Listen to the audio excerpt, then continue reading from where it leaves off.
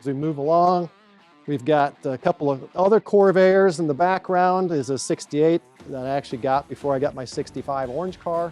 Drove that every day. My wife used it as her everyday car. My daughter got picked up from the hospital when she was born, and then she drove it to high school. And my son drove it to high school. So it had some parking lot rash that needed some care. So that's what it's in the phase right now for a repaint and a little rejuvenation. My dad's 65 Corvette Corsa convertible is a project that he wanted to start after I had the Corvairs, and he kind of got the bug. And it's got the 144 speed and just a few updates to make it a driver-friendly vehicle. The interior is a kind of a similar interior to what he had in a 2010 Caddy wagon, kind of the chocolate and beige leather.